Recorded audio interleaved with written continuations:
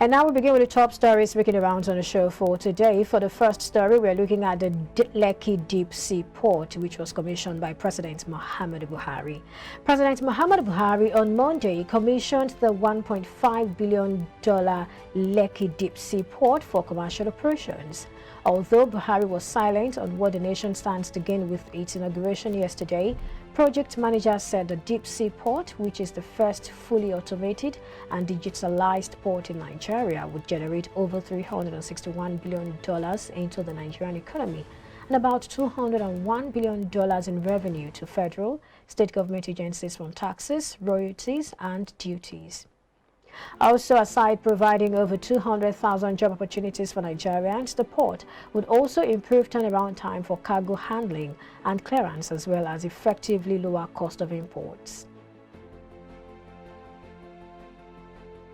And now the All Farmers Association of Nigeria, Lagos State Chapter and Southwest Zone Chairman Femi Oki has expressed optimism that friendly policies and climate conditions in 2023 will increase food production. He said this in Lagos recently while speaking on the association's expectations for 2023. He said that farmers were expecting more friendly policies from the government this year. According to him, quote, "We expect better policies from the government than last year and what we experienced in 2021, especially in the area of flooding and COVID-19. With the signing of the 2023 budget into law by President Muhammadu Buhari, we hope that incoming government will fully implement it," end of quote. Urged the Central Bank of Nigeria to work closely with the Federal Ministry of Agriculture and registered agricultural associations, including AFAN, for more openness. And moving on now, we're looking at the World Bank's Nigeria Country Director, Shubham Chowdhury, who has said that the country needs urgent regulatory and policy reforms at the federal and state levels to unlock additional 6.7% yearly growth over the next 20 years. Chowdhury disclosed this during the Indian Professionals Forum Nigeria Interactive session held in Lagos at the weekend. He said Nigeria, with a population of over 200 million and a young entrepreneurial population, as well as a dynamic private sector and nominal gross domestic product (GDP) of $440 billion in 2021, has the potential to be a giant on the global stage.